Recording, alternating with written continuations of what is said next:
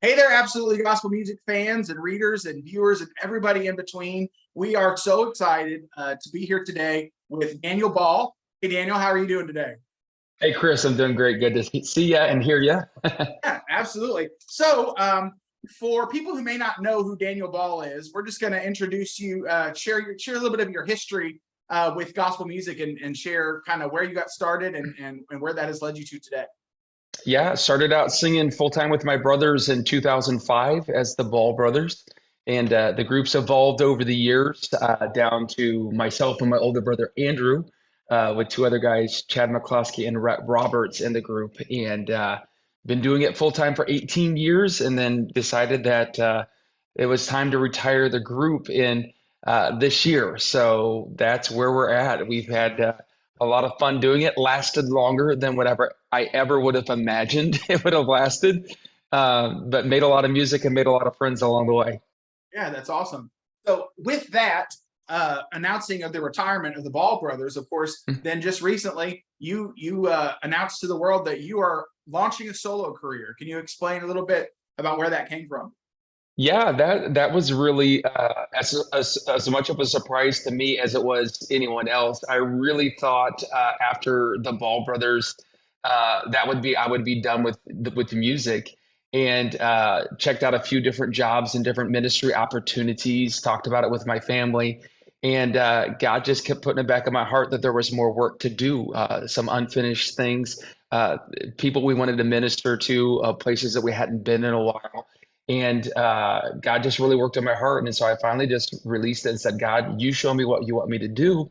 And it showed me that He was leading me into a solo ministry. And very quickly, God took care of many of the things that I needed to see to be able to start a ministry and do it properly. And recorded a new project and vehicle for transportation. And it's like as soon as I surrendered to it, God just started releasing all these things to me that I've been praying about. So it's exciting. Yeah, that's awesome. So what is going to be obviously it's very different from between you're standing next to your brothers or people that you travel with on the road, but what is going to differentiate kind of what your solo ministry is as to what the Ball brothers brought to the table? Yeah, well, musically, everything that we did was harmony based. And even as I'm working on this solo project right now in the studio recording, I became pretty good at identifying what was a Ball Brothers song. Like you could hear a song and say, hey, this is something that Ball Brothers would sing. I don't know what that sound is, so I was looking for it. So it took me a while to put together material for the project, because there's so many different directions that you can go. And while we don't want to alienate any of the people that follow us from the Ball Brothers, I want it to be different from what the Ball Brothers music was. And so we're writing some things and listening to some things. And just venue wise, one of the things with the Ball Brothers on the Christmas tour, we got up to where there'd be sometimes 700 or 800 people a night coming out to the Christmas tour. And a lot of the churches that we did early on in ministry, the churches that seat 100 people or 200 people or 300 people, we weren't able to go back to because of capacity limits. And I really missed being in some of those communities that we were in before. And as a solo artist, it allows me to go back and revisit some of the places that maybe as the Ball Brothers we haven't been in 5 or 10 years. Lots of friends we made along the way. I enjoyed doing a lot of those venues. And that's exciting, just being freed up to not have to say, hey, we have to have a 1,000 seat auditorium or 800 seat auditorium minimum to fit people in. Just be able to go to minister to people where they're at in their churches. And I think the majority of churches in the US are some of those smaller churches and great communities that need to have Christian music in. And Sure. it allows me to keep a little bit of a smaller footprint and be able to get into some of those places. So that's really exciting. Yeah, that's awesome. So tell us a little bit about stylistically what you're going to be doing for those that might be interested. Yeah, so stylistically, there are some songs that can tell a little bit more of a story as you go through a program that you can't get into with a group. So I'm going to be exploring some of those things that God's laid in my heart. One of the things with the Ball Brothers that we always did is a twofold ministry to encourage believers and to tell a lost world about the gospel of Jesus Christ. And of course, that doesn't change at all with starting the new solo ministries. But even in the range where you pick a song, you can go a lot more places as a soloist because you're suddenly keying and arranging things directly for your voice rather than trying to fit four guys' parts in there, which becomes Right. difficult with bass and tenor and how high it goes.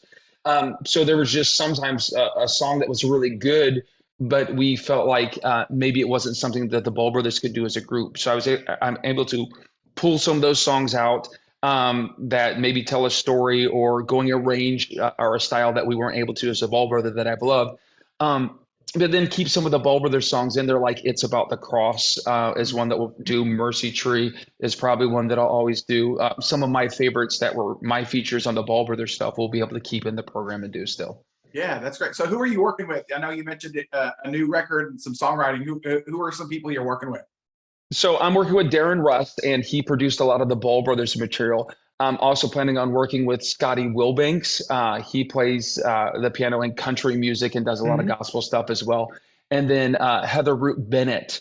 I'm going Okay. to be doing some stuff with her as well. So I've got honestly with the Ball Brothers, we're working on almost 20 years of material. So to go fill Yeah. up a program, we had Christmas music, and all this sudden now I have to have all these things for myself. So I've got Christmas music I got to record. I'm working on a single right now that should be done middle of August, and then a full project. So I've got so many recording projects. Yeah. I've actually got three different producers working on different parts of it.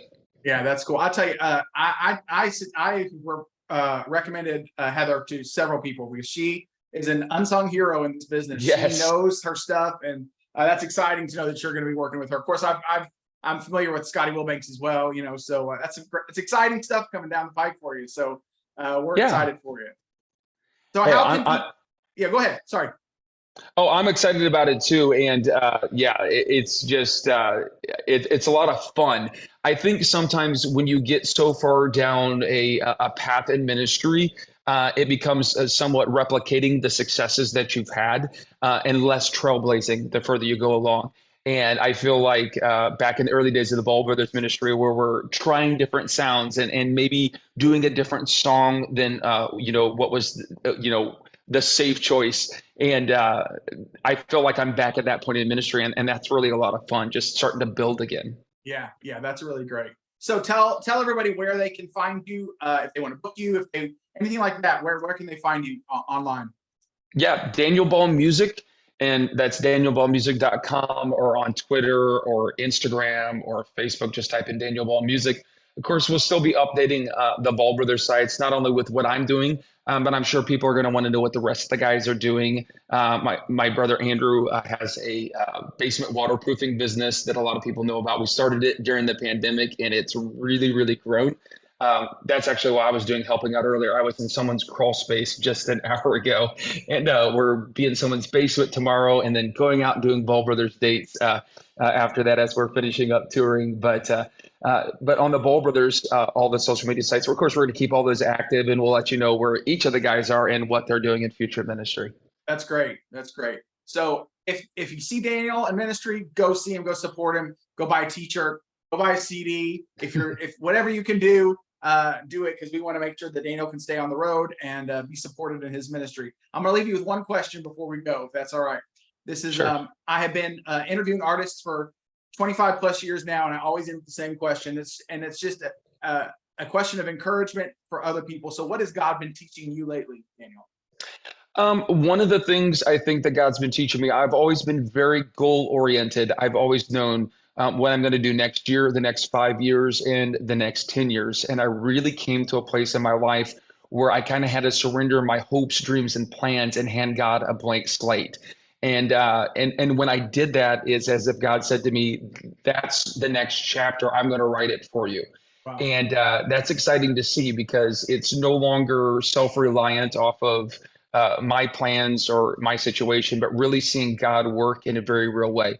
And so sometimes when we see a season of life change or a ministry change or a situation change in our life, sometimes it looks like the end, but really it's just the next chapter in your story. And when God fills in the blanks and the spaces, it's more beautiful than anything that we could have written on our own. I'm living that. I'm experiencing that. Many of the people that we've sung to could testify to the same thing. It's easy to get discouraged to hold on to something so tightly, but once we surrender that to God, he has what's next. He knows what's next, even when we haven't lived through it yet. Wow. That's great. That's really great. Well, guys, this is Daniel Ball, the soloist. So we are excited to see where the Lord takes him. And I know you guys are going to be excited to hear his music when it comes out and to support him in ministry. Thank you so much, Daniel, for being with us. We appreciate it. And Thank you, Chris.